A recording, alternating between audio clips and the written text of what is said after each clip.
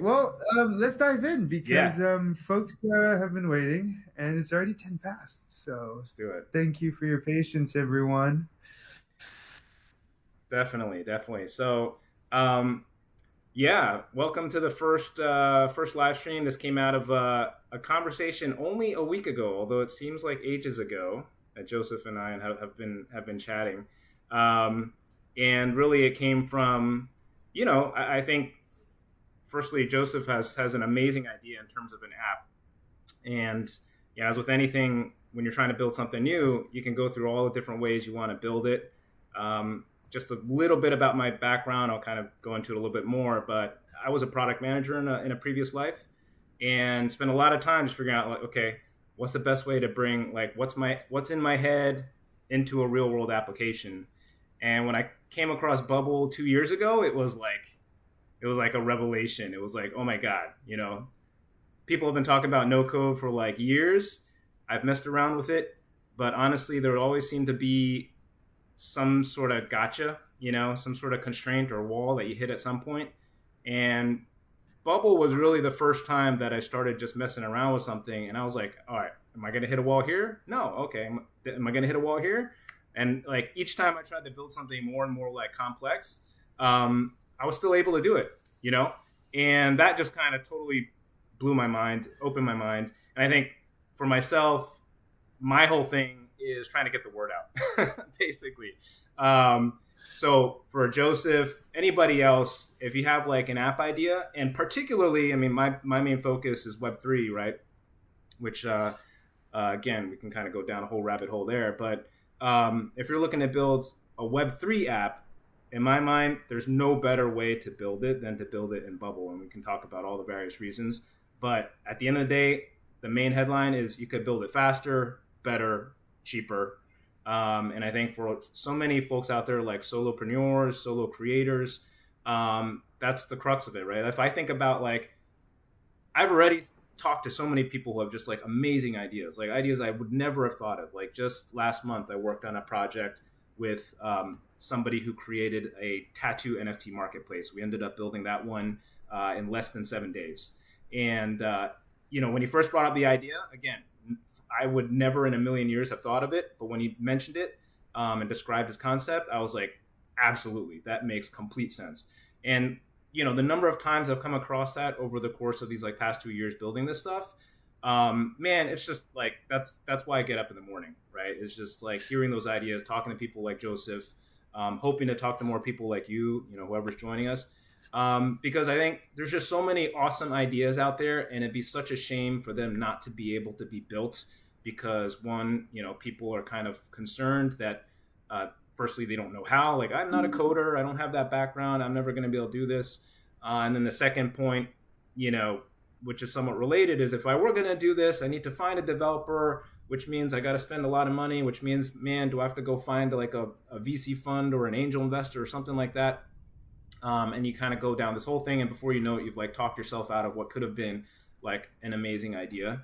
And so that's kind of my whole MO, is right, trying to get that barrier down so we can just see more awesome ideas, and like you don't need a whole, like war chest of funds to be able to do it. And honestly, you could actually do it on your own. I mean, that's a viable alternative. So anyway, that's a quick intro into kind of like why we're here. We'll dive into a little bit more, but I definitely wanted to introduce Joseph and give him a chance to speak and introduce himself as well. Hey there, folks. So I'm Joseph. Some of you know me from, the internet recently, and we all met and so on. Um, and basically, you know me because I'm making abpbot.com. If you visit the website right now, it's a landing page with a chatbot, and this chatbot ends up controlling this whole website, this whole system. And what we're trying to do with abpbot is automate business intelligence and create business intelligence. So it turns out if you create enough business intelligence, you can create an investment thesis. So have an idea on how to capitalize on this business intelligence and invest. So what we're gonna so, so I called Chesla and I said, hey, um, I want my users to be able with a single click to be able to raise a fund, and once the fund is raised, disperse the fund and execute the investment thesis. And it turns out you can probably build that in a single afternoon. And if you can't, it'll only take you a week. And this is going to be part of the core functionality of ABP Bot, and a great also entry point to learn all about what am I talking about? What is Web3? Yeah. Is it real money? What's going on? What are you? Okay, so to execute an investment, you do need a fund. You can have that fund from your own pocket, or you can get together with folks. And the idea with ABP Bot is that you would be able to invite other users to contribute and raise a fund, actually. You know, all this is built on a technology called Web3, and Web3 is blockchain technology. I hope we've all heard about it, but that was going to be my very first question to Chisla. Say I'm on Bubble right now, Mm-hmm. which actually I am on Bubble right now. That's what I'm building with. Yep. Um, and I'm going to use your technology. These are the plugins that allow me to work with Web3, a totally different internet. Mm-hmm. Um, but can I really work with the mainstream stuff? Like what I've heard of Ethereum. I know about Bitcoin, I know everything else except that is dodgy. It's Yep. just true. Yep. That's what I've heard. So like if I'm using your technology, am I on these standard, say, blockchains? Yeah. Yeah. Definitely. So, the shortest answer is yes, right? And I think the quick intro to Web3 is was perfect. Um, I think the key for like this hypothetical you're posing is for like the average user. Um, the biggest challenge over the last year or two that I've been working in the space and just kind of trying to participate in the community and things like that, people are still, even to this day, trying to figure out what's the best way to bring the best of Web3. And we can, again, kind of go down a rabbit hole there. But for example, things like um, having actual digitally provable ownership on a blockchain of a thing. I mean, at the end of the day, an NFT is a thing. It can represent pretty much anything. People have used it to represent images and art. But down the road, there's really nothing preventing us from using it to represent real estate, financial contracts, pretty much anything under the sun, tattoos. um, and Well, so, I'm yeah. specifically interested in real estate transactions. One Mm-hmm. of the things we do at ABP Bot, well, one of the things we need to raise a fund for at ABP Bot is that we're creating business intelligence about um, mineral exploitation rights, which is jurisprudence found in a courthouse that links all the basically ownership rights for parcels of land with mineral exploitation rights. Mm. And once we create enough business intelligence, well, we want to filter our deals by deal size and raise a fund based on that size, Mm-hmm. and then find our targets to try to close transactions and turn the investment money into recurring revenue with those mineral rights. Yep. So that really brings it home because if I can do that, like I said, in an afternoon using your technology, and it's the real thing, the real Ethereum blockchain, the normal one, not Yep. some crazy one. Yep. um, that's fantastic because people will trust it. They're already users. They can bring their friends and use the same system that I'm using to do the same thing I'm going to do, maybe with their own data and Yep. their own chains and their own funds and their own business intelligence, Yep. Absolutely. Yeah. I mean, I think the real unlock here, right, is being able to build, like you said, on the um, the proven, long-standing chains like Ethereum. I would actually put Polygon up there as well because they kind of serve two different purposes. And being able to do that, number one, without coding experience previously. Number two, effectively on a bootstrap budget, even just building it yourself. My issue is time, if I'm honest with you. Like, if I'm trying to raise a fund, that too, and I also have to code it, some kind of crypto. No, I do not have time, like, to do both. I just don't. Totally. And I think, like at the end of the day, right? I know you're speaking to some engineers too, who I have like the highest respect for. I think, no code at the end of the day is not a replacement for code per se. What it is a really, in my opinion, helpful and useful abstraction of code. It's an abstraction to the point where the everyday average person can understand it, right? Which people have been trying to get to that, all different languages. They've been trying to get to a point where it's like, hey, maybe the code can start to look and feel more like, plain English or whatever. It becomes human readable. I think we've actually reached that point, right? And so, one, that makes it easier for you to, one, step back and understand how something is working. But two, from a time perspective, man, I mean, like, again, my prior lives, I did product management for like 10 plus years. And I kind of got frustrated towards the end because, I found myself in positions where we were trying to build stuff. We had this great software.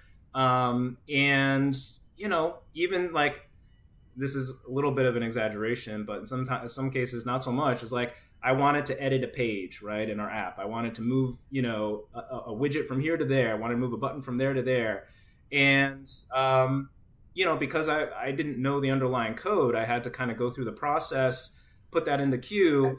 And, inevitably the kind of answer from the technology team was something akin to, hey, that's cool.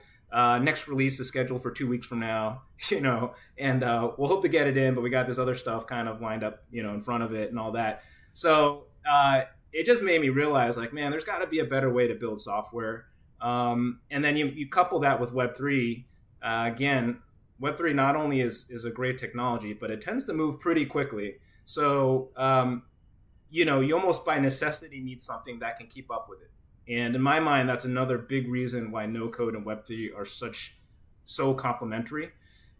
Because you can build something, especially with some of the plugins that we're going to get into. You can build a proof of concept, get something that is actually working on chain, interacting with the chain. So it's not like a mock-up or a demo or whatever. And you can get something up and running, like Joseph said, like you said, in an afternoon.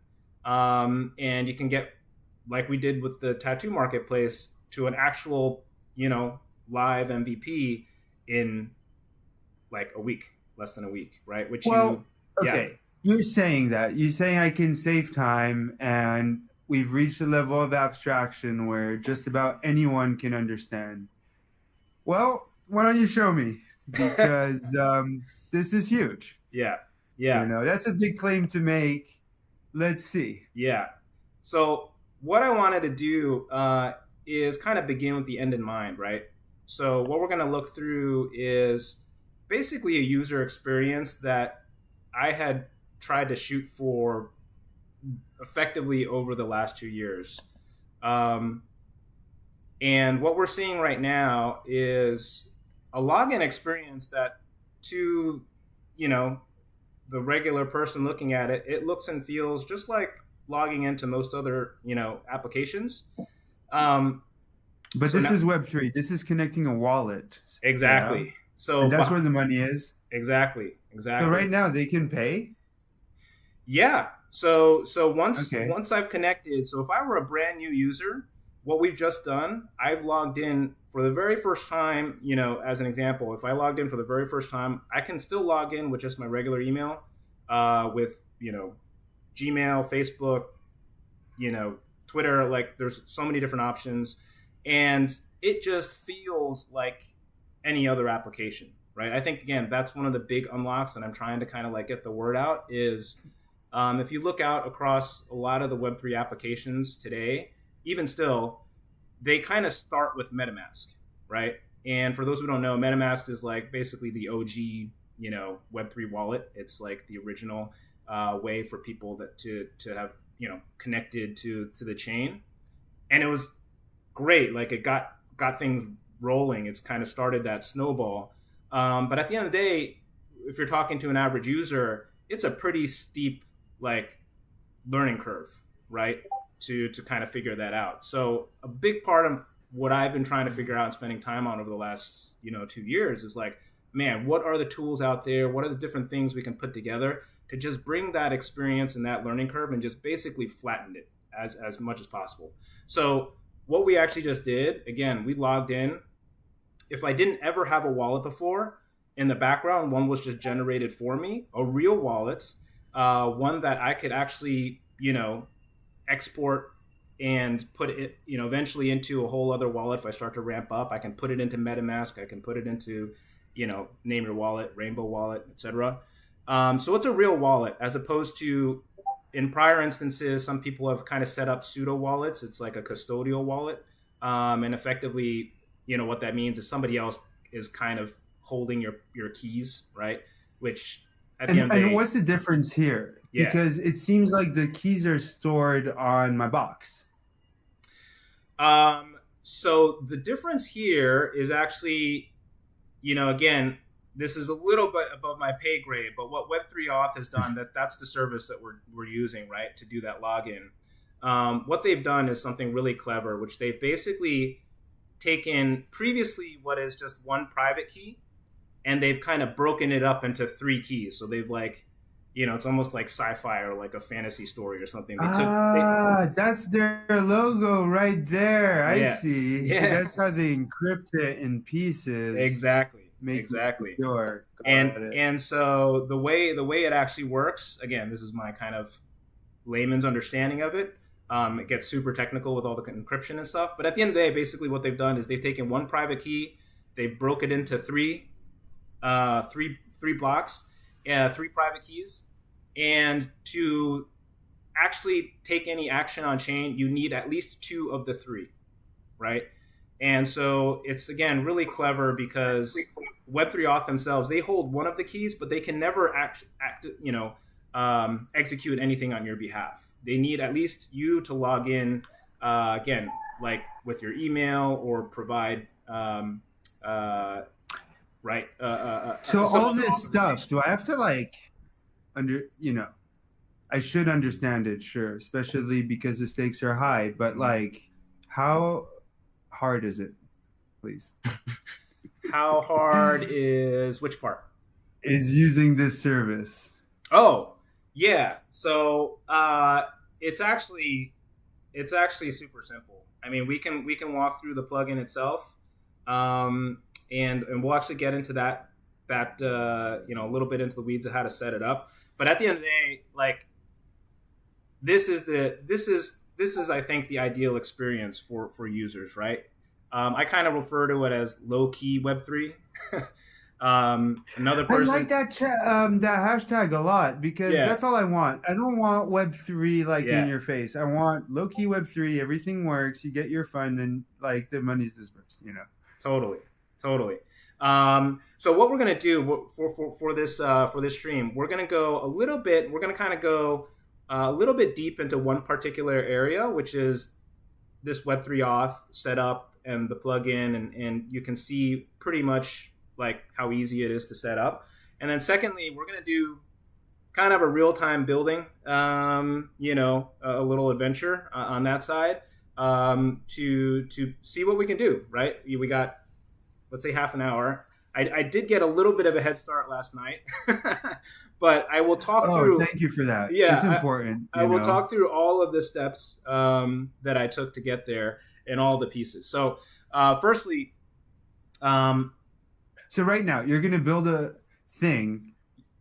People authenticate, and then they can put money into a fund. Also, the fund gets disbursed, and that's in half an hour on this call, like right now. That's what we're going to try to do. I think what we'll do. Let's do it. What we'll do is, and we'll explain, each of the modules, each of the steps along the way.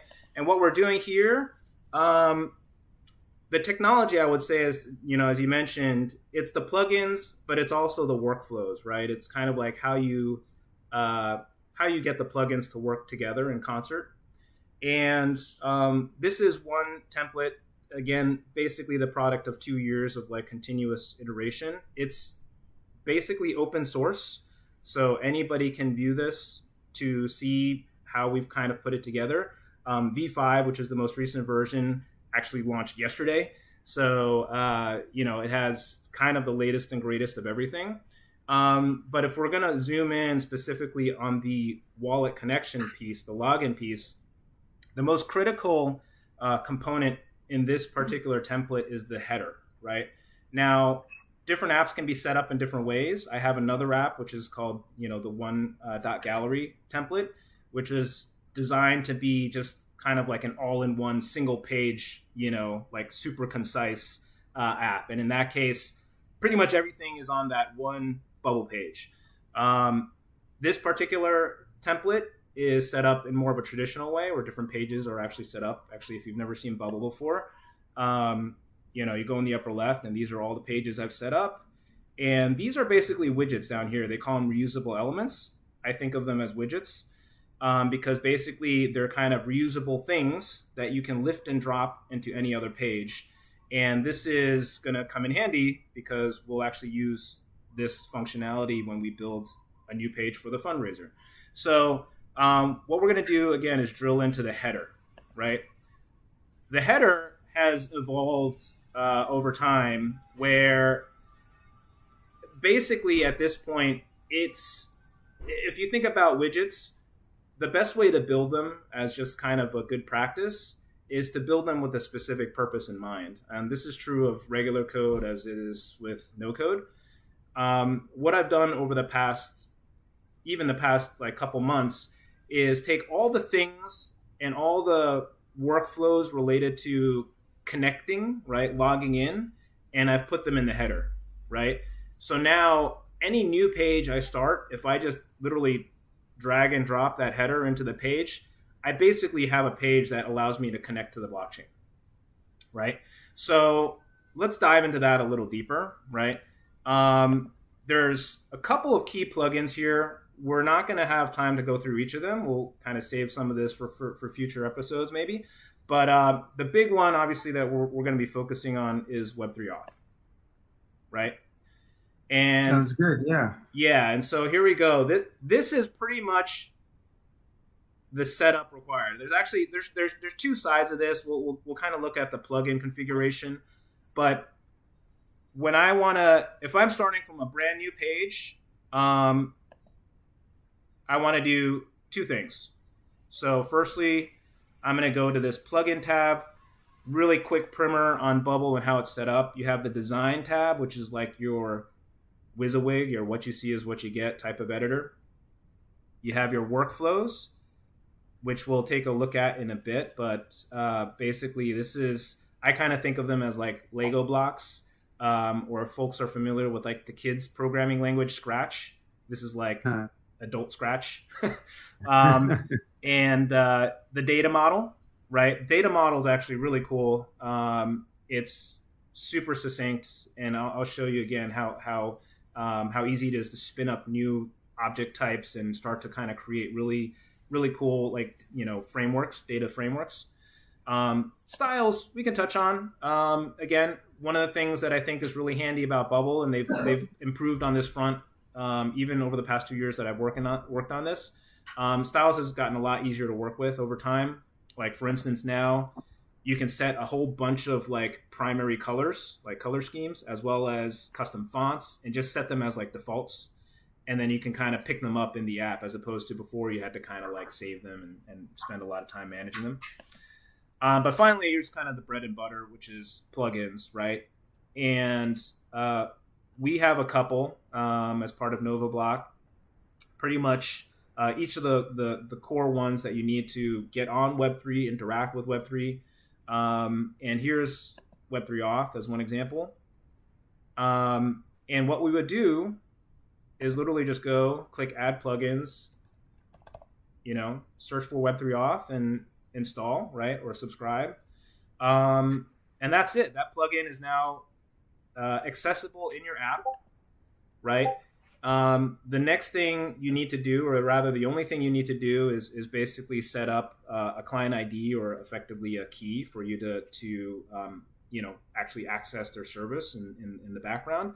And that you can do through Web3Auth's website. So I think the actual link, and maybe what I can do later is put the link into the description. But it's effectively like dashboard.web3auth.io, right? And you basically sign up. You can, create a client ID, and that's what you want to come back and plug in here, right? That's pretty much it. We have basically set up Web3Auth as a service in our app. And if you compare this to like traditional methods, again, I think really, really highly of things like GitHub and Stack Exchange and all these things, right? People like sharing best practices and all that. I am the first to admit I am not a developer, but I actually did take computer science way back in the day. Everything I learned is now obsolete, so it's not super super practical these days. But if I tend to stare at something long enough, I can generally try to understand it. I just have like the worst luck with GitHub. Like, people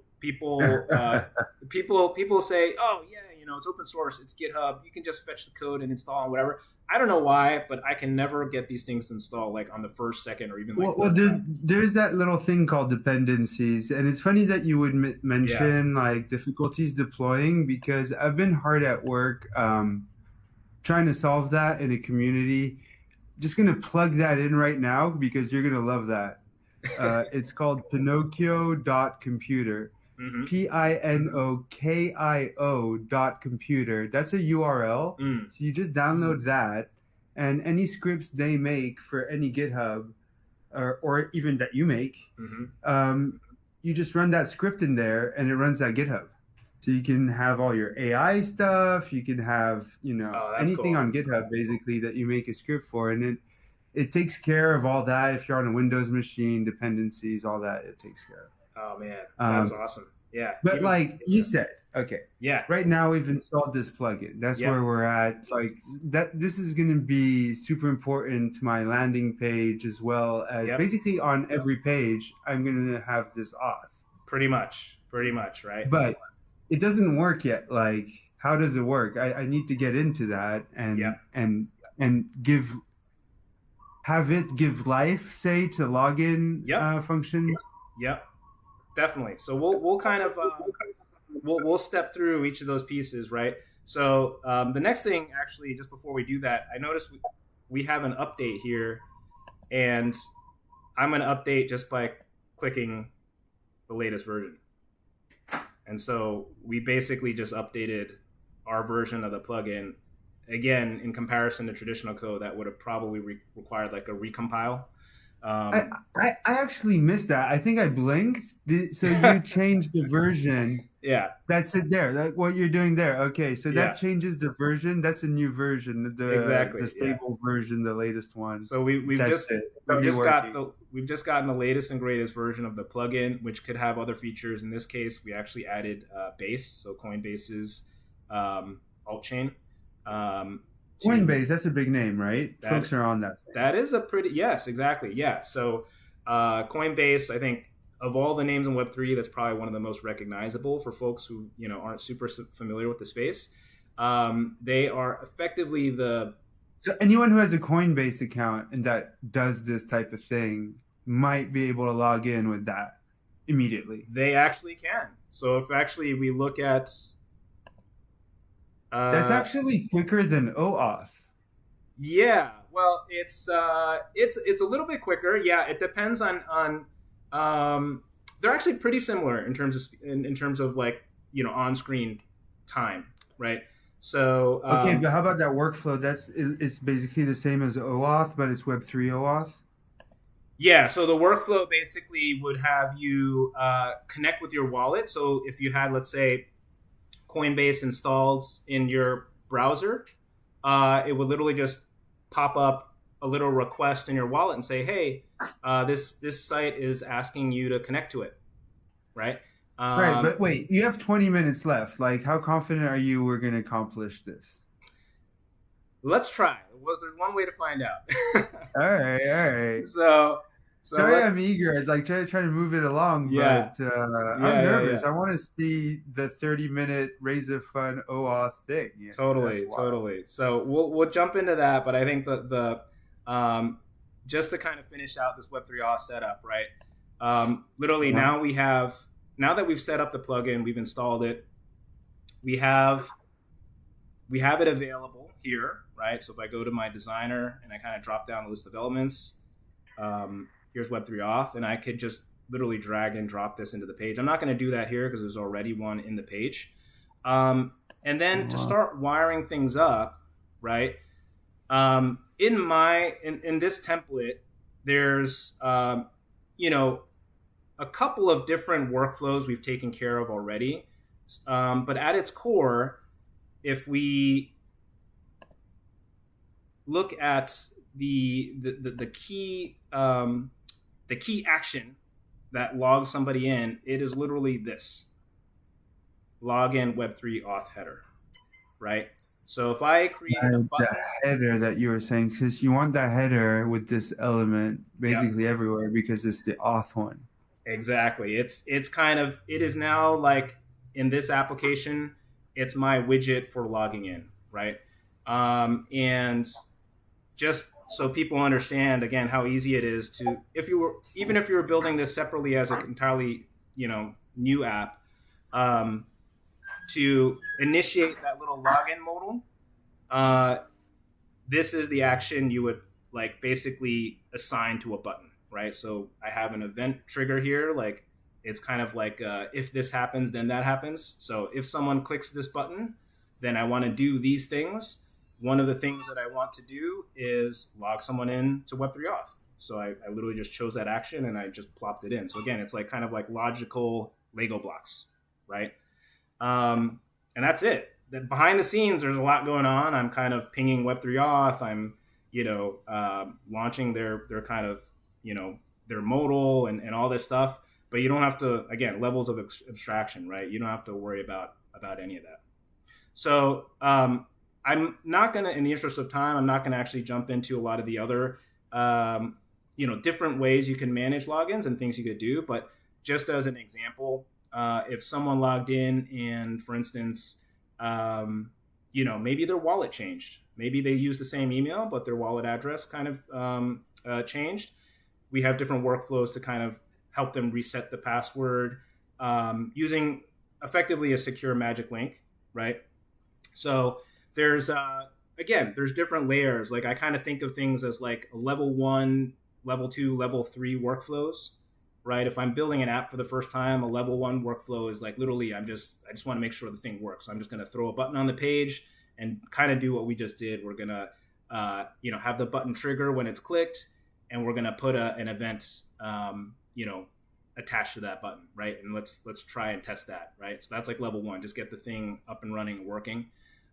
Level 2 might be, putting a couple more subsequent, like you said, dependent or related workflows after it, which is like I got to log the user in to Bubble, for instance, and sign the user up if they've never signed up before. And then level 3, let's say, would be, okay, some applications, it's kind of a standard these days, but people will typically ask the user to sign a message. And that's to, again, prove that they are who they are, like on the blockchain. And so you might insert another step in there, which is once they've connected, ask them to sign a message like, hey, I verify that I am like kind of the owner of this wallet. And that could be an additional step, right? Additional layer of security. So, all right, now we're going to get into the meat of it. If there are any questions, along the way, definitely feel free. I see a couple people in the chat, which is cool. Feel free to post a question in the chat, and we'll try our best to answer. But in the meantime, I'm going to hop over what I actually did to help set this up. I took, maybe 10, 15 minutes last night, and I'll step through pretty much exactly what I did. Actually, what I might do is actually just create a new page, and we'll come back to this one. So yeah, I want to see that. Like, yeah. I want to see a man build a page Web3 and it works. Like, is that possible? Is that achievable? If anyone's ever experienced Web3 on web, yeah, that's not how things work. That's not typically how things work. So let's do it. What I'm going to do. So what I've done actually here. It's a challenge, though. You ready? Like, you don't have. I'm going to try. I'm going to try my darndest here. So I may start talking a mile a minute, but if I talk too quickly, again, hit us up in the chat. Actually, I'm afraid talking might distract you. You can have long periods of silence if you need concentration, to be honest. You know what? I might take you up on that. I might take you up on that. All right, so let's go. So it's hard. What oh no apologies. So what I did is I actually just created a duplicate branch. So the other kind of cool thing about Bubble is I can actually literally just spin up a new branch, right? Like create a new branch. So you know what? Let's just do that.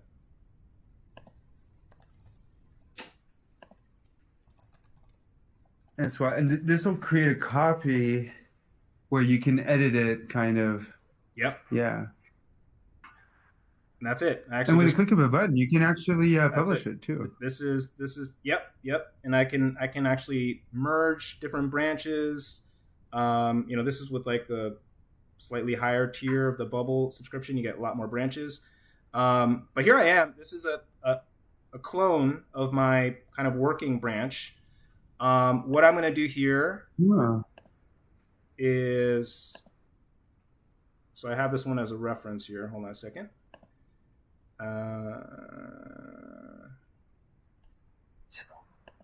Okay, here we go. Yeah. So we are actually, I might have to do a quick refresh. Oh my God, that's my name on the screen. Yeah. Forever immortalized in my development environment. On the YouTubes, folks. On YouTube. History in the making. Yeah. So what I'm going to do, very similar, is spin up a page. So I'm going to create a new page. And I love that. Yeah. Funds. Same way I kind of duplicated a branch, I can do the same thing for a page. What I'm going to do is actually pick one that has some basic things in place. It doesn't have any code per se, but it has kind of like, the width and like stuff that I kind of want that's consistent with other, pages I've created. Pages, yeah, I see. So I'm going to use just a style sheet kind of thing, huh? Kind of. I see there's nothing really material there. Yeah. So I'm literally actually going to take my privacy terms, like the privacy policy page. It could have been a blank page. That's the most boring one with nothing going on, right? Exactly. So I got a bunch of stuff here. I can actually just blow this out. Like I can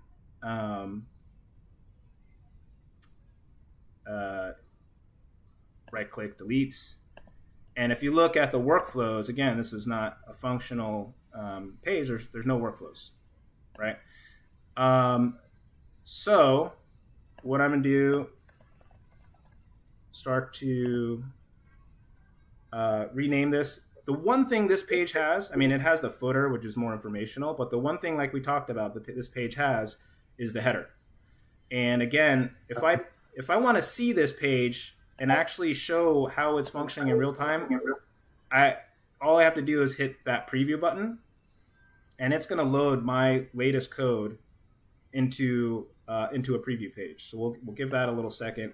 And while that's loading up, what I'm going to do. So let's think about this, right? We want to do a fundraiser, and again, I've kind of given a little bit of thought to this, over the last 24 hours or so. What we want to do is probably leverage something called the split contract.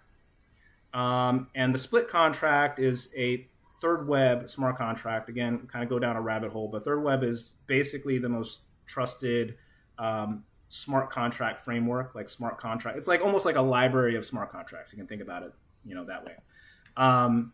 And what we're going to do is we're going to use because this is not an original idea. People have done it before. Let's use their audited work. Exactly. That makes sense to me. Exactly. I mean, my basic approach is like, know what you know, but know what you don't know, and that's why I, rather than try to get into like solidity and all that stuff, I'm focusing on like that last mile, which is the combination of, I guess, Bubble plugins and template workflows.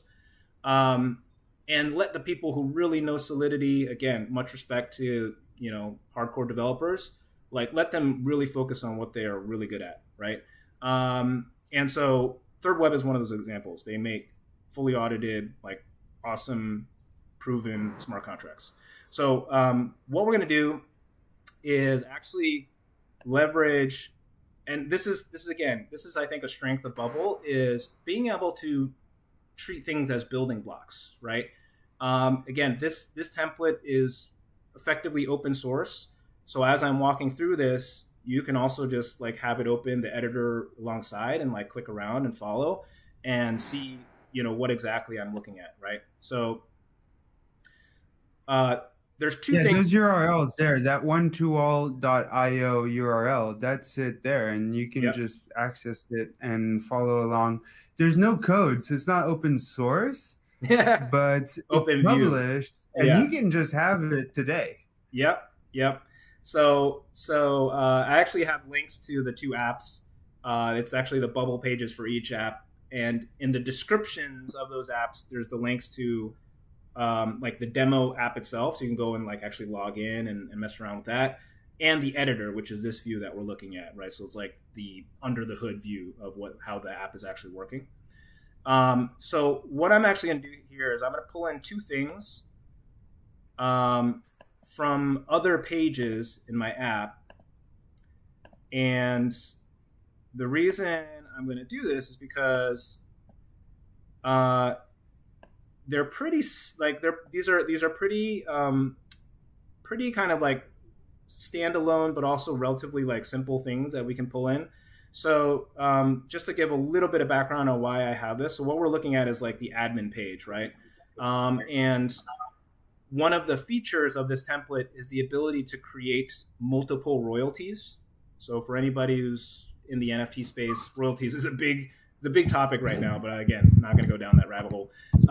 One of the things I wanted to implement was the ability for someone to actually set up multiple recipients to receive royalties. Like traditionally, standard NFT contracts, it only takes one receiver, one recipient. A split contract, what it does is it sits on the blockchain and has its own address, like almost like it has its own email or mailing address in the real world. And all it does is basically receive funds and then split them based on a predefined percentage. So if you deploy a contract and you say, hey, I want it to be split 50-50 between, wallet 1, wallet 2, that's all it does. Is that for every bit of ether that it collects, it's just going to be kind of putting them in the piggy banks, 50-50, 50-50, right? And that's like its sole purpose.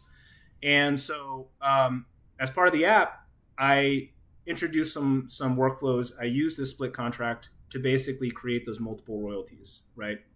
So somebody could come in, they want to say, I want to split these royalties 50-50, 80-20, whatever the combination, and generate or deploy that split contract, and then take the split contract's address and assign that to the NFT as like, the receiver, right? So as part of this, I created this little table to view the split contracts,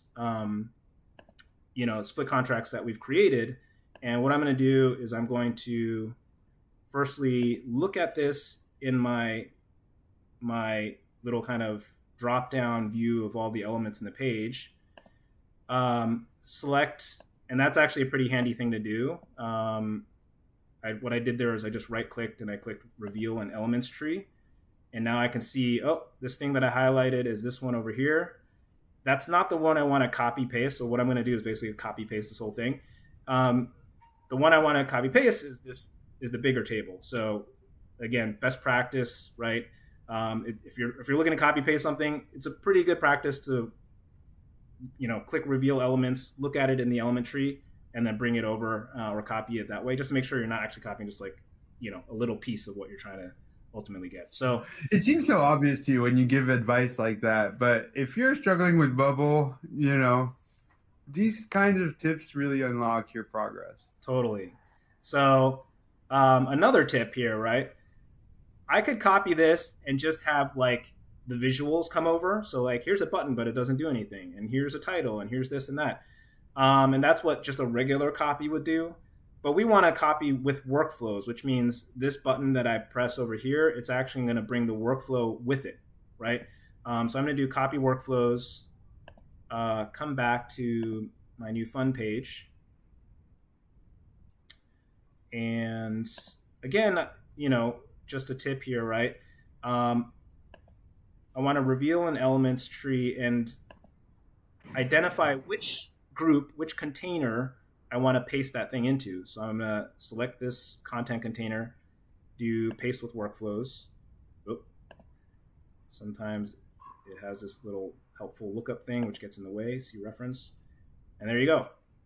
I just lifted and dropped a table that I previously created. And what we're going to see here, if I go to workflows, is these are the buttons. And so as you can see there, again, kind of neat, right? It's like I basically, if you think about how you build an app over time, I guess one high level best practice, and this is why I previously said it's good to think about widgets as like purpose driven. Like I build a widget to do a specific thing, like the header now, right? The header handles connectivity. This table I'm going to use to, view funds for Joseph's idea. It's going to be our view manager, right? I'm going to view the funds that I've spun up. For this first round, we'll actually have this button to disperse, but I'll kind of talk through how we could actually also automate that, right? But that's pretty handy, right? And then what we're going to do here, and again, the other nice thing is just how immediate it is. The app preview page here knows when I've made a change. It'll give me a little indicator and say, hey, you got a latest and greatest version. I think what's happening here is the height. Let's just make sure this is big enough to see right here. But anytime you make a change, it instantaneously basically is compiling in the background and showing. And so, I know what's actually happening. So, like if you think about development cycles, it like just compresses things down to the absolute like fastest cycles you could think of, right? Every time I'm building something, I can just flip right over to a different tab and see, okay, is that how I want it to look? Is that working, right? You kind of zoom out and think about traditional development. I'm sure there's super fast ways to compile and stuff like that these days, but it's definitely not as fast as this. The reason why this page or this element wasn't showing up is because, as with anything, I've kind of dragged it out of its previous page. I put it into this one, and there are some what they're called is conditionals, right? You think about this like as a if this then that type of thing, right? So this particular conditional, it's hiding that table unless something else is true. And in our case, we don't need to hide it. So I'm actually just going to kill this condition. And one of the important things here is element is visible on page load. So if this is unchecked, it's effectively going to be invisible. Sometimes you want that to happen. So like, for instance, in my single page application, it's like a series of effectively views that are hidden only until I want to like select that view, right? So that I've kind of recreated in that other application what feels like an app with like multiple pages, even though it's all actually literally running on a single page. And the way I've done that is by hiding groups and showing groups, right? Given different actions. So, and the cool thing about a single page app is that it's perfect for mobile. Yes, Yes, that's a great point. I mean, in a, in a in a in Bubble, you can now build in a fully responsive way. Again, for people who aren't familiar, responsive basically means the app will change. Like we can maybe show this. Hopefully, this doesn't screw up the live stream. But you can see it's adjusting. And if you look at the header in particular, right, the header is hiding things, showing things depending on how wide or not the page is. And in this case, right, that'll show up perfectly in a mobile browser. But to Joseph's point, if I created a single page app, then you could actually wrap it and actually have it be, actually have it be downloadable in the app stores and things like that, right? So I didn't even know that. Yeah. So what we're gonna do here, right? We got this table, and I may start kind of pushing through things a little bit quicker here. We have a previous object type. We're not actually going to use that one. So this is a good opportunity to just kind of show how easy it is to spin up a new object type. So what we're going to do is we're going to create Tonic Fund. And there we go. I like that. Yeah, we just created a new fund type. Another best practice. By the way, what's the URL? The URL, just log in with your wallet and let's get started, folks. Exactly. So we're going to populate this object with a couple things, right? We're probably going to want a fund name. We want to know what the fund balance is. And to start, we're just going to have one recipient, but, Hey, don't change it. You mean me, right? Exactly. And what we're going to do is we're going to store two things. As far as the recipient, we're going to store the wallet address, which is going to be text. And we're going to store the actual user object, which is actually a thing that it comes along with Bubble. It's built in. So the concept of the user is already built in whenever you create a new app, which is actually super handy because obviously every app has users. And just to be consistent, I want to kind of name this. And what we're going to do is also have a fund target, right? Which will be, at some point, we might not be able to get to it in this instance, but that would be the trigger for, let's say, auto disbursement, right? Once the fund reaches a certain level, Oh, wait. I was joking about that single beneficiary, but that's exactly how it would work in real life. Yeah, that's right. Okay. So once this is dispersed, and like I said, we have a split contract, right? So, again, that will probably leave that to another day. But if you wanted to set up this fund and you have shareholders, stakeholders, you could do that too. You have to pay your taxes, by the way. Exactly. Don't. As much as you're playing with Web3, still don't mess with the IRS. Well, you have to split. You have to split the fund and definitely keep that taxes piece available. Yep. So I think that's just super useful because no surprises. Yep. So totally. So again, some little house cleaning here, right? We got two issues, or that two things that the app has alerted us, which, by the way, is also really super handy. Like, as you're building, the app is pretty intelligent. It'll tell you, hey, there seems to be something missing here. For instance, I'm calling this split function, and what I'm missing is actually very similar to the Web3 auth element we lifted and dropped in. We're going to do the same thing with a third web element. So we're going to take this third web split widget or element, literally just drop it into the page. So there it is. It's a little invisible box, but it has functionality built into it. I come back to this previous issue, and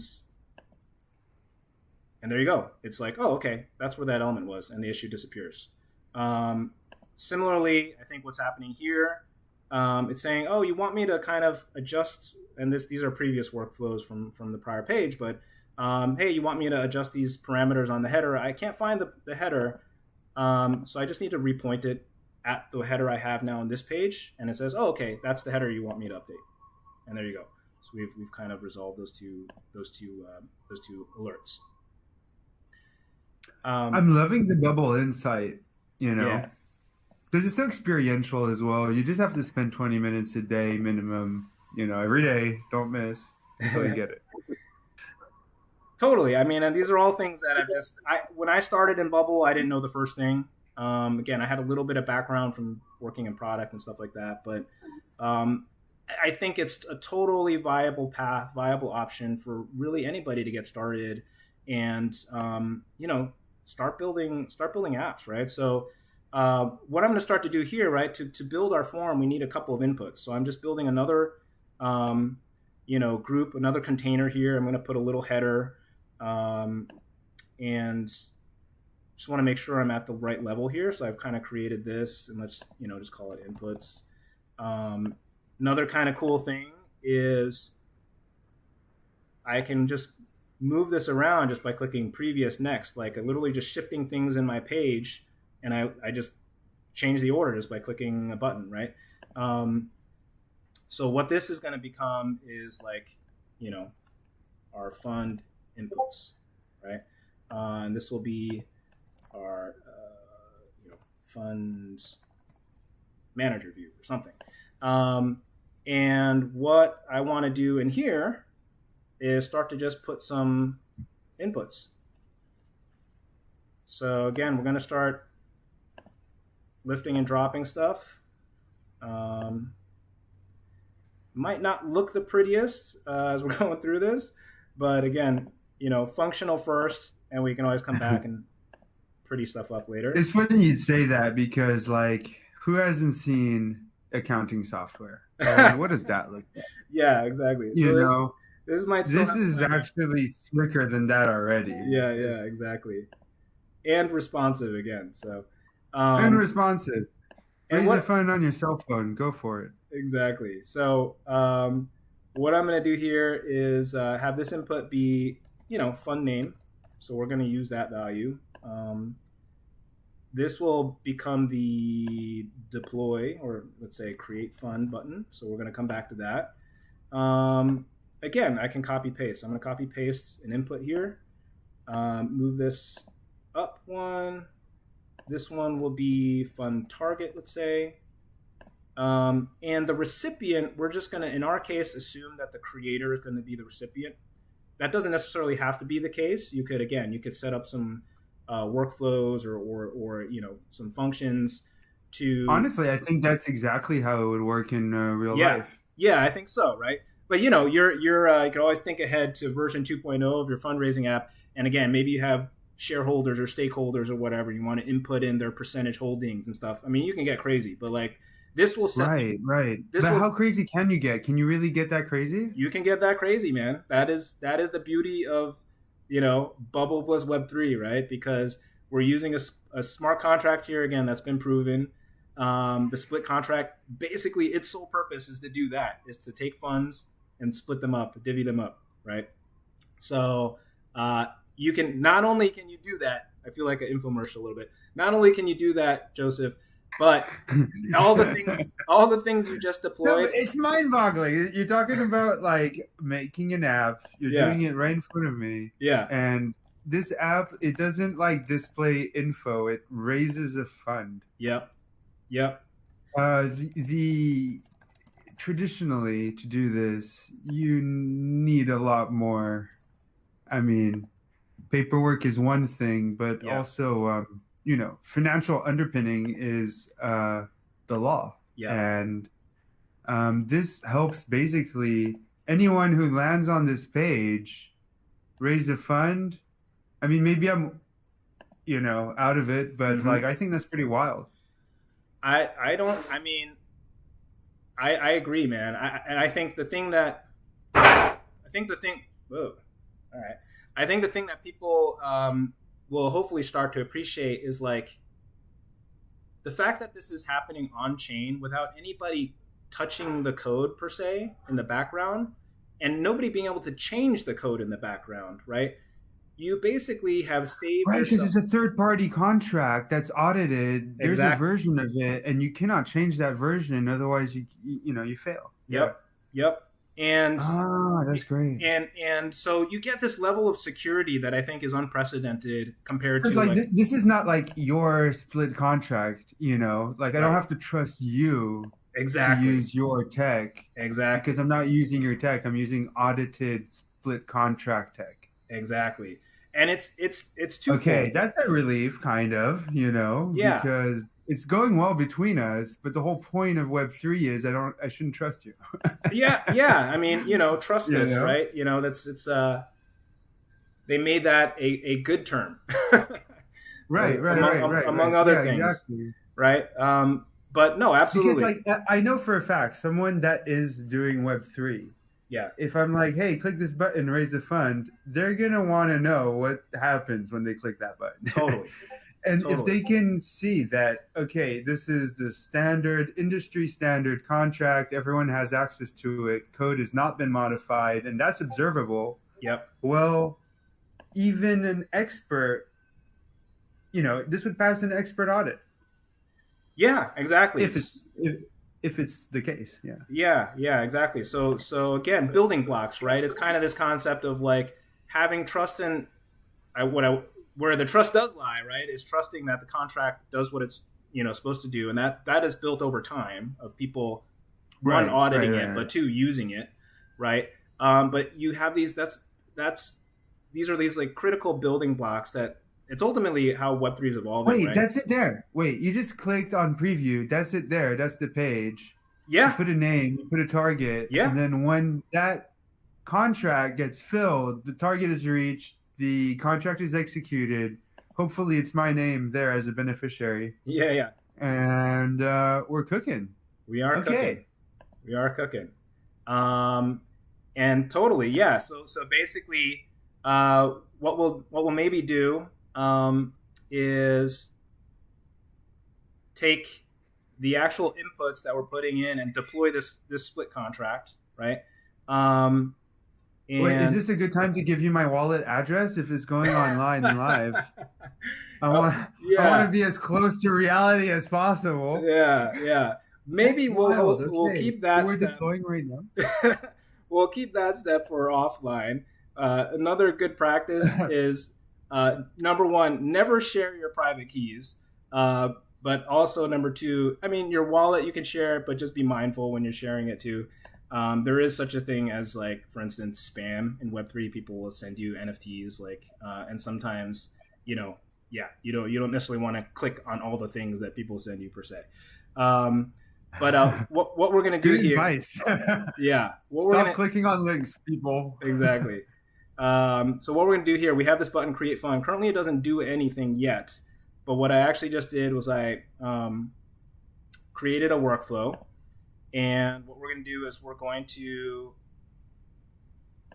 drop in deploy contract, and the name we're gonna put in this fund is the value of that input field we just created, input fund name. The recipient is going to be, and this is also where Bubble gets really cool, right? It's pretty much the closest thing that I found to like how I think about the logic. So it's like, oh, sales recipient, that is the current user's wallet. There you go. Now the sales recipient is the current user's wallet, right?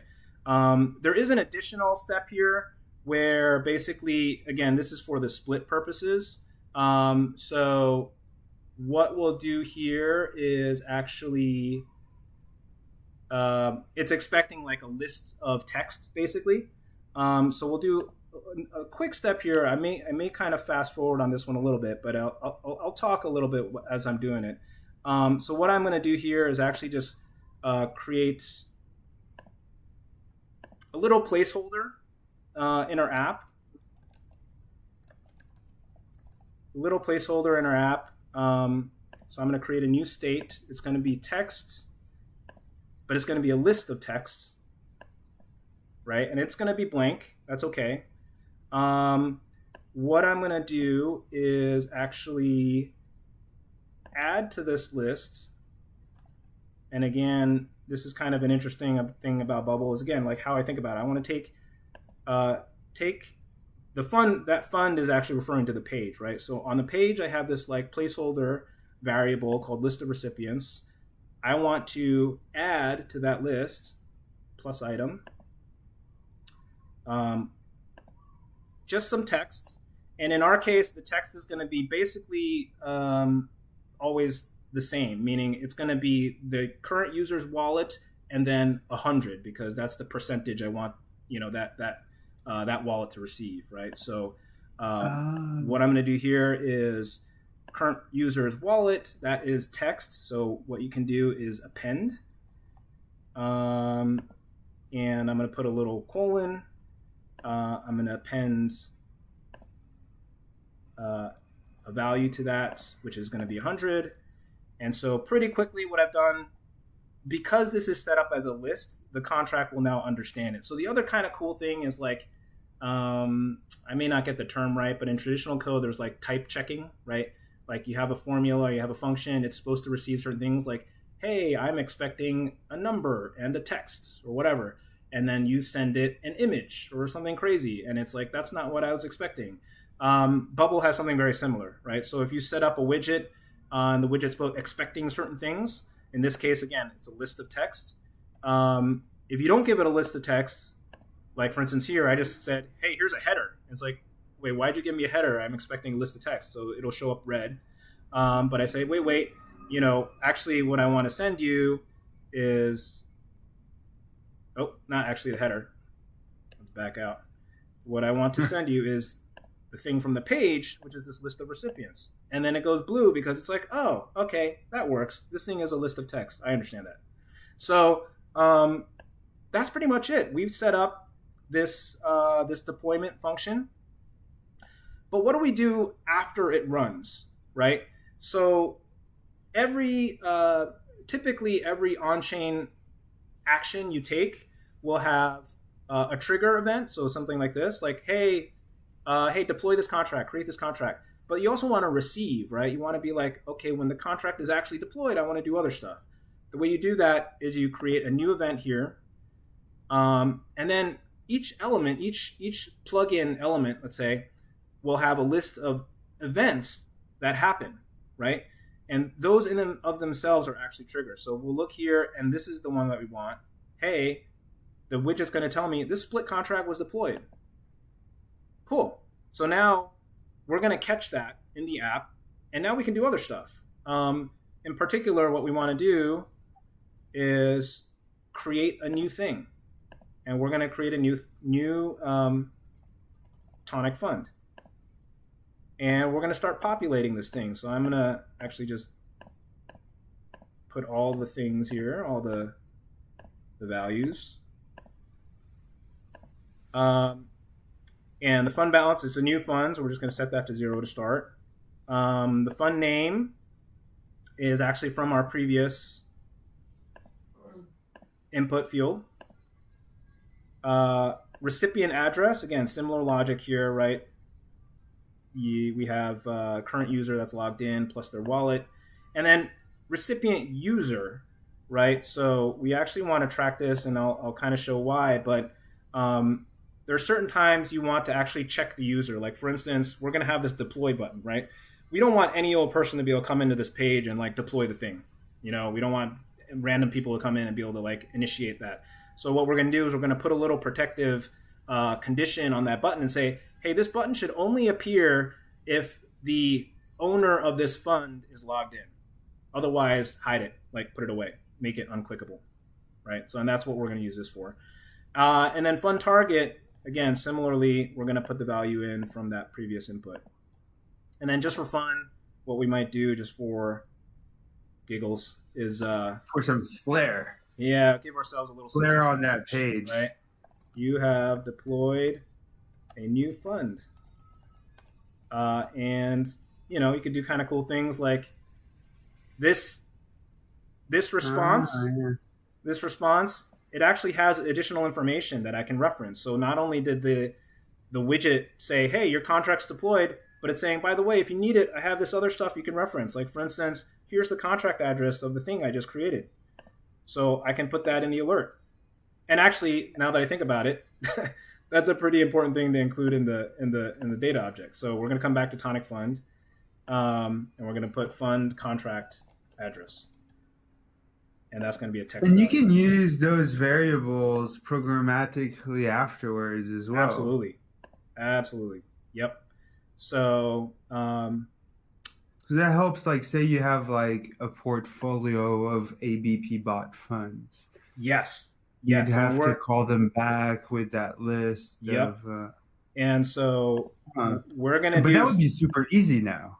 Huh? Yeah, exactly. So seems again, like it's a couple of clicks and logic away. Huh? Couple of clicks. And as people get better with this, again, you'll kind of pick up things around how it's easiest for you to think about the logic, right? And like, again, get to the end result you're looking for, right? At the end of the day, the big goal is I have something in my head. What's the shortest path to get that thing in my head into a real world application? And here we've done the things. We've actually created something where we can deploy a contract. After deploying the contract, it will add that to the database. And again, in terms of security here, right? Even if I wanted to change, this is in the Bubble database, right? So if I wanted to change this recipient wallet and say, no, actually, let's say somebody, God forbid, I think actually this is actually a pretty minimal case too, because Bubble has like multi-factor authentication and all that stuff. But let's say, worst case scenario, somebody got into your Bubble app and they want to actually change this value to their wallet, right?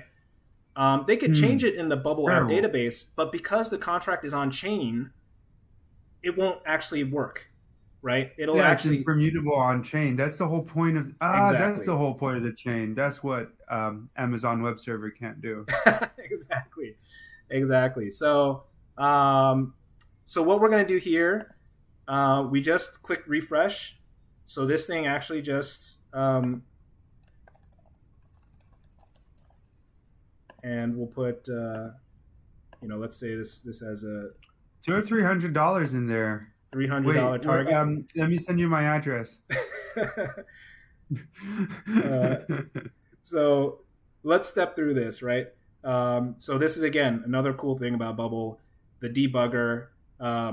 Again, pretty critical if you're going to build your app, get familiar with it, but pretty easy, right? So I just clicked step by step. By the way, if you know you're in the debugger when you look at the URL and has this thing up top, debug mode equals true. But what this literally gives me the ability to do is like step through my app piece by piece. So, okay, first thing I want to do was add this to the list of things, which is the wallet that's logged in plus 100%. Next thing I want to do is deploy the contract. And here we'll kind of have a little drum roll and we'll see what happens. But what I'm telling the contract is here's the name of the contract. Here's the primary recipient. Here's the list of recipients if I wanted to actually split. So we're going to call that. And I have some refresh things in the header where the balance is getting, But that's it right there working. Basically, yeah. So, once this is deployed, we would get a response back and basically kick off, subsequent workflows. Let me just double check.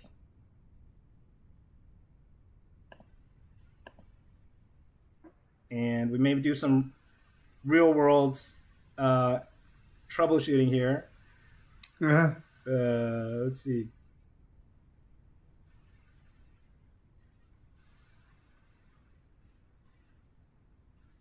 Oh, okay. So I'm actually a bit behind on video, so I'll see what you're talking about in about 15 seconds. Yeah. So what we might be doing here is, let's double check.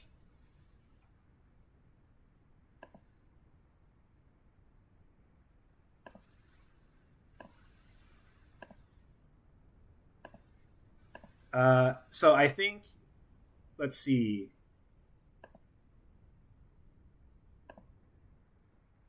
Another handy thing about the debugger, so we're going to look at this in real time, is you can check certain elements to make sure that they're kind of set up and functioning the way you're expecting.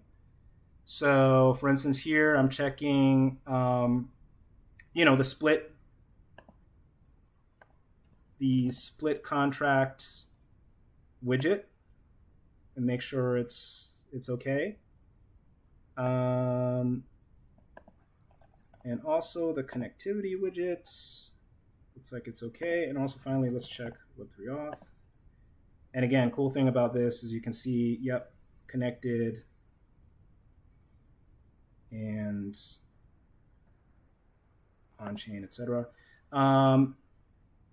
So let's try to see this again. I think what's happening here is actually the, so again, this the list of text, right, that we're sending across. Let me see if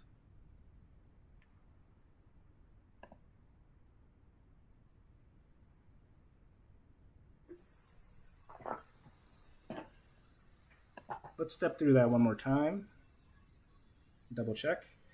But even worst case scenario, what I'll do actually is also kind of show this the last step below, which is being able to render and show the objects in the database. But let's step through this one more time here.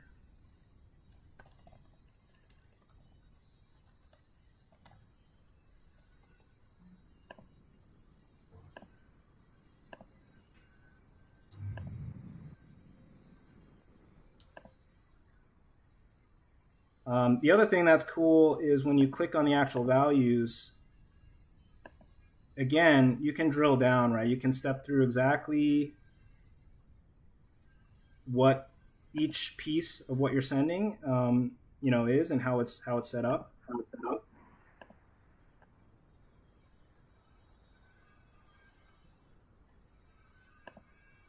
And additionally, in terms of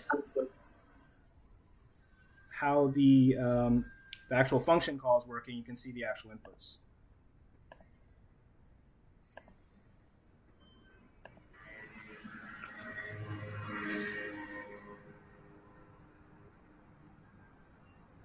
Huh. So,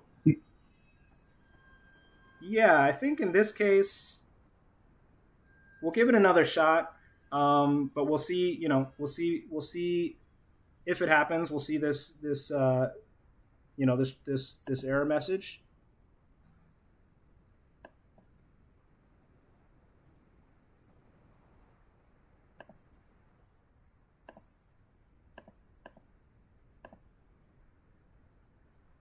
We'll double check. Again, nature of live streams. I'm actually behind, so oh, okay. I don't have the video on in real time. Oh, no it's problem. It's hard for me but like I do enjoy watching it work because, well, I do it almost every day, building in Bubble. Oh, okay. And it went through. And it went through, right? It went through. You can see that. That's the contract address. It's a real contract. It's a contract address. By the way, another really cool thing about these third web contracts. So if you can see the database here, so what I basically did to double check as I went over to the data, looked at app data, here are my Tonic funds, here's the brand new contract I just spun up. And basically this was a result of me receiving that event saying, hey, the contract deployed, now do the things. And the main thing I wanted to do was create a new Tonic fund. So I created it, I populated it. I like that idea. Exactly. This is how it all starts. The Tonic enterprise starts with Tonic Fund 3. Exactly. What happened to the other two? No, but this is wild. That's the real contract right there on chain. You can explore it on Explorers, and folks can literally send to it now. They can literally send to it now. And again, I'm kind of losing my mind because last time I was doing anything with Ethereum was like 12 years ago. Yep. And believe it or not, it took even longer than 30 minutes to create a whole thing. I believe it. I believe it. You believe it? Good. It sucks, man. So just to double check, again, this is a good practice. Look at it. It's right there. Especially when you're using Third Web. A huge benefit of the Third Web, they have a really awesome contract management like dashboards, and it's just really complementary to like building it in Bubble and then just double checking, hey, what's actually on chain? And there it is, Tonic's Fund. That's the name we sent in. It was just deployed. Once you start receiving funds and stuff like that, they also have some nice analytics. But we can also look at it on the block explorer for folks who aren't familiar. Pretty much every block has a page that's like a lookup. It's like, I want to see the things actually happening. And so what we're doing here is we actually it's because you write something and it's like immutable. Yep. So what is it? You need to see it sometimes. Exactly. And so otherwise I'll make it permanent. So it's there. It's on chain. And one of the last things we'll do here is we want to see it, right? So if we go back to the page, we have this little table that I pulled in earlier. The table is right now pointing at like a different object, a different type of thing. So we just want to repoint it at the thing that we want. So right now it's pointing at this thing called split contracts, which is not what we want. We actually want, we want Tonic funds. So we're going to say, hey, you should be looking at Tonic funds. We're going to do a search for. I agree. Yeah, I mean, who wouldn't, right? We want to search for Tonic funds. So now this thing's looking at Tonic funds, and this is a repeating group actually. So again, I should maybe back up. A repeating group is a really powerful, element or type of element in Bubble, and what it does is it takes a list of things and it displays them in sets of cells, right? It kind of like, hey, you sent it 5 things. Okay, I'm going to create 5 cells and show the 5 things based on how you want me to show them. So what we're going to, and the way you set this up is you create the repeating group, and then you basically just populate that first cell, and then it knows to replicate it, in the rest of the repeating group. So what we're doing here is we're going to say, hey, what is this value? Oh, who's the recipient? Recipient is, and this is like, I don't know. Sometimes I still like just think about like how awesome this is. All I want to do is change this text value. It's already set up. It knows now I'm looking at Tonic funds because I changed that at the repeating group level. But now I just simply say, remember, we have these kind of plain English conventions. I just want to be like, that's right. I just want the recipient address. So I just click that. So now it's going to show the current sales Tonic funds recipient address. And same thing here. If I want those are values that you can then use programmatically kind of inside Bubble. So for example, your concept, which is, let's say it auto disperses, right? You can use this balance parameter and say, hey, when the balance exceeds blah, call the disperse function, right? So all of these pieces become like Lego blocks. It's like big and little Lego blocks, right? And then the last thing we're going to do, because this is not an NFT per se, this is a standalone thing, is we have a container here right now. It's expecting, again, this kind of concept of type matching. It's expecting a split contract, but we actually want it to now expect a Tonic fund, so we change that. We don't want an image per se, although there's no reason why not. You could actually put an image on your fund too, which would be cool. We're going to make images, and if folks want to make a fund out of it, we're going to be right there helping them do that with your tech. Totally, man. Because if you make a cool image, what do you want to do with it first? Like show it to someone. Yeah, exactly. And we can help folks do that. So totally. So again, it just in some ways it actually gets a little addictive because it's so easy to play around with things. You just find yourself like, wait a minute, what if I try this? What if I try that? What if I add an image? That'd be cool. Yeah, exactly. So yeah. Why is my image not an NFT yet? Let's build that. Exactly. And it's all, it's all doable. Three months later, you have a marketplace full of things getting bought and sold, and all that with no code. That's the dream, man. That's the I'm dream. kind So of floored because I was like, no way, 30 minutes, a fund. Like, yeah, because these things exist. yeah, It's not like you tell me you can do it yeah, and then we don't see it. yeah. It's verifiable. It's right there on chain. It's on Like, chain. Yep. And if we market it enough, we could totally do whatever it's called, ICO. yeah, you could. Yeah, yeah, yeah, yeah. And so the last thing we'll do is actually just show it in the app as well, so you can view it in the app, and then from there, you know, kind of a world's your oyster, right? You could do any of the things related to that fund that you want. So, for instance, um, you want to view the balance, you want to manually disperse, you want Oh, to, and by the way, huge difference with normal fund, all that yep, 100% public. 100% public, absolutely. Anybody that has a question about how you're spending that cash, they can literally trace it from start to end. Yep, So yep, that alone for audits to be able to like kind of one click full traceability is yep, huge, I think. totally, absolutely. So, fully transparent. Any of your fund contributors can see how it's been collected, where it's sitting. And the best part is if my app gets hacked because I messed up, well, the chain didn't, so it's still Right, on. right. And again, like a real best practice is still be mindful of that. There are a lot of levels of security here, not least of which the chain itself. But even so, I mean, most of the times when stuff happens, it's like social engineering. So Yeah, like you said 100%. earlier, like I said, don't click random links. Just keep an eye out for folks that are sending you random stuff. Things like that, right? Yeah. There Also, is don't get robbed don't because get they'll robbed. Don't get steal robbed. your USB keys too, those Totally. bastards. But here it is, man. I mean, we created this fund.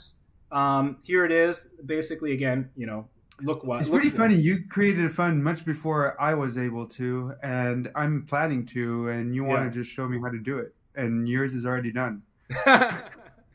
It ain't You know the what I mean? yeah Like the speed of it, of yeah. deployment, it's there. It's Like, there. Yeah, yeah. It's there. It's on chain. It's in your app database, so you can do the things right. Do the things you want to do. So, like for example, um,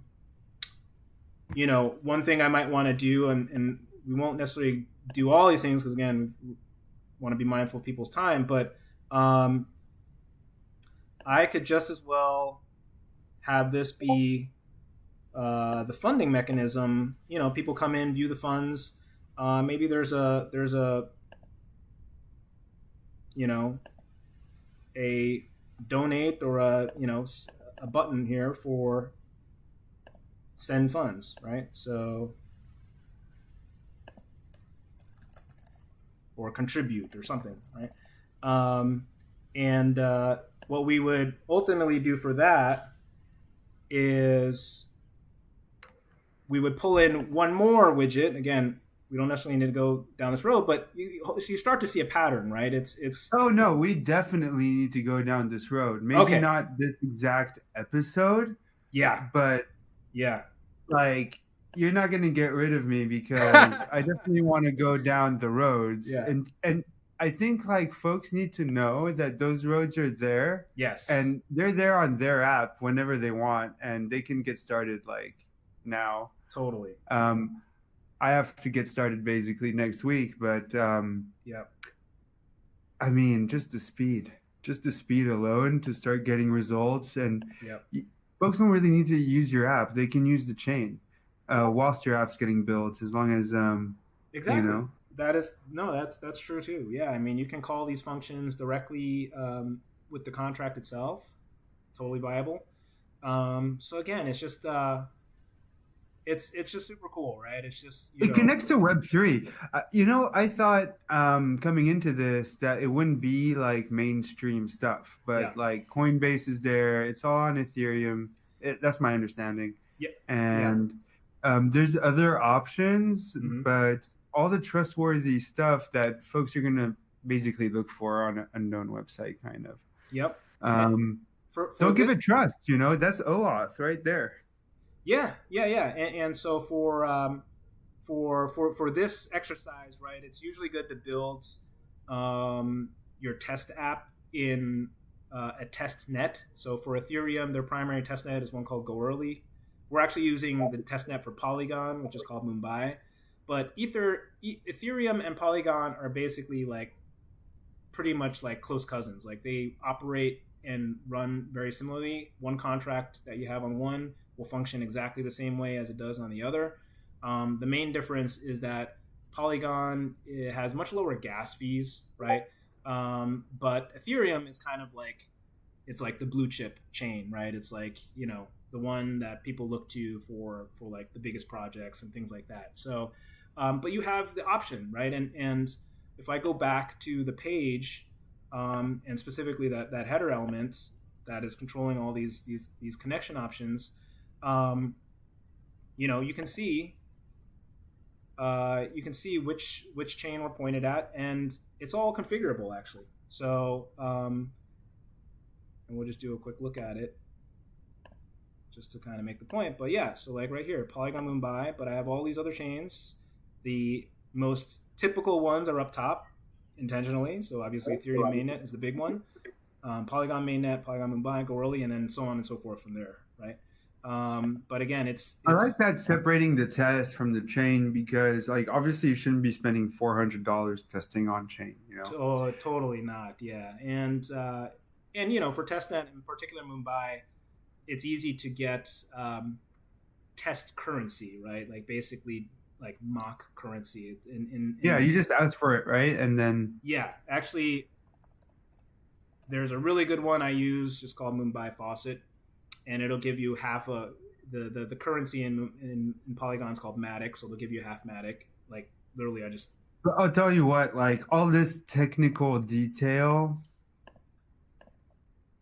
for me, the most important is that the folks that use Web3, when they come on, they have like minimal disturbance, and they can just use Web3 with the tools that, you know, are well known, that they will have access to. It's not like a Web3 project, you know, where I'm launching something, but maybe we'll get into that in another episode. I don't know. Yeah.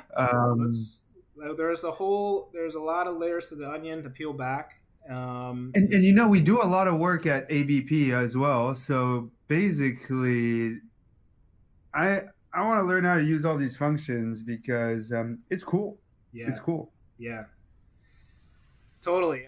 I think there's so much more stuff we could talk about, so much more, you know, cool stuff we could build, you know, for the future. We'll keep that. Hey, let's say that instead of could and would, it's going to be will and can, you know? And let's see.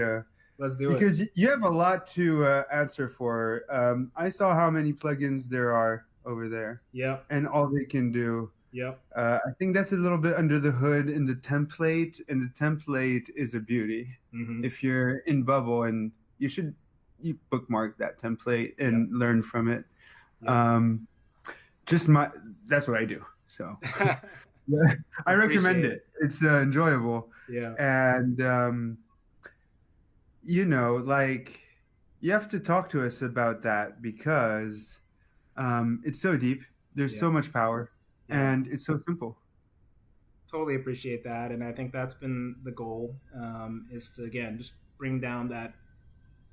I think of it as the barrier to innovation, because there's just so many good ideas out there, and people may not necessarily know that a path exists for them to make it happen, to make it real. That's the point, you know. Yeah.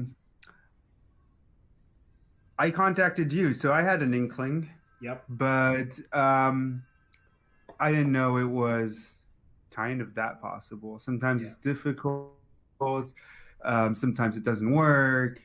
Sometimes, I mean, it's Web3. Sometimes it's just a scam, you know. And this is kind of verifiable, you know. Yeah. It works. That's what it works. Yeah. That's at the very end of it all. That's the most important thing. And the one other thing I'll touch on is you kind of touched on earlier, and I'll maybe this will be a bit of a teaser for the next episode or episodes. is making this really accessible for the average user, right? So we were talking about, currency and Matic and, you got to pay gas and this and that. Well, gas is a huge thing, and that's actually a huge thing that I spent a lot of time trying to figure out. How can we make that, like, again, layers of abstraction, make that kind of go away for the average user? Right. And that low key Web3.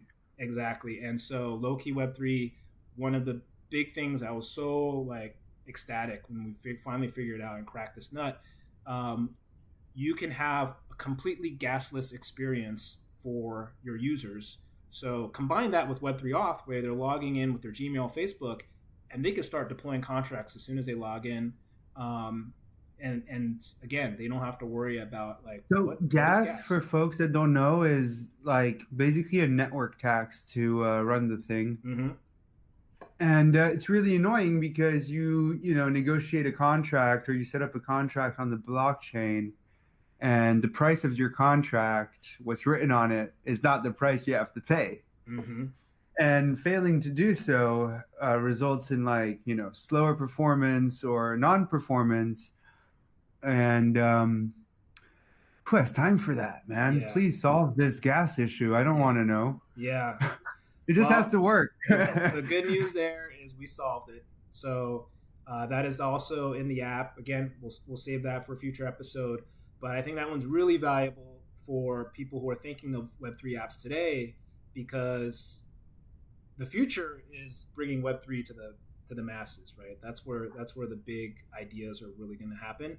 And I think that this is one piece, but a critical piece, which is average people don't know about gas and they don't really want to know about it. So I don't want to know. Yeah. I want the thing to work. Like just what you said. I log in, Yep. make a contract, I click the button. The price on what I'm told is the price it's going to cost. Yep. And that is the end of that activity.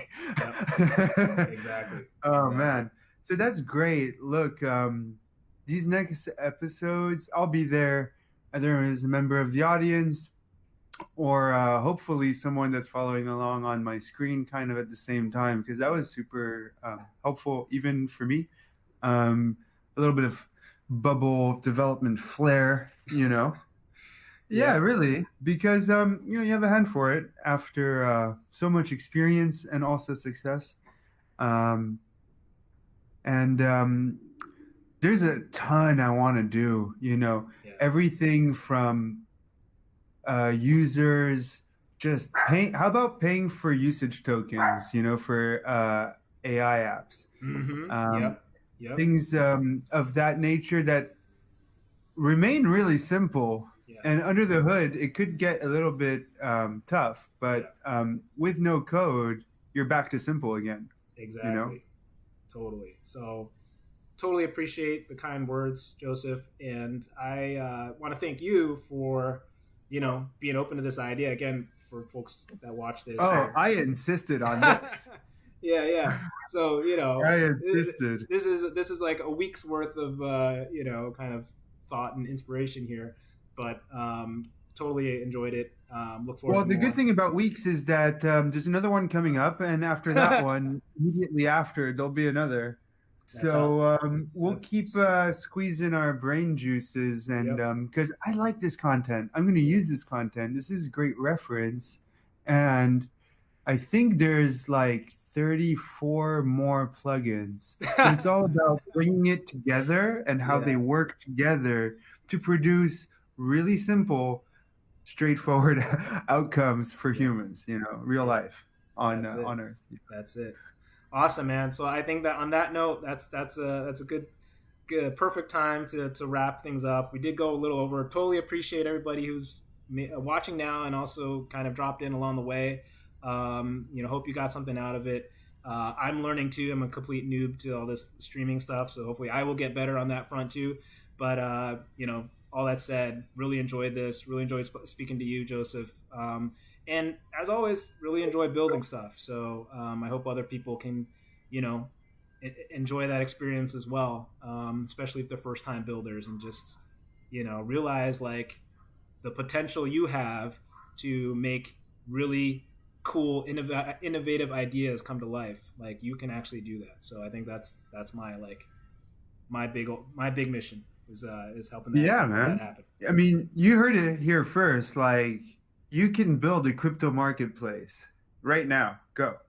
It's totally possible, especially if you use the tools from NovaBlock, sorry. Yeah. Because it just takes a lot of the pain away. I'm not saying it's going to be painless. Even on this, it was we had moments. Yeah. Yep. But it's achievable for just about anyone. That's what I love. Yeah. And and we're here to help too if you run into blockers and stuff. We'll try our best to help you get through it. So awesome, man. Good stuff. Really enjoyed this, Joseph. Thanks to everybody who dropped in. Again, thanks for anybody who watches this later point, and look forward to more. We'll keep everyone posted. Thank you, Andrew. Thank you, folks. Stay hard. All right. Thanks, everybody. Take care.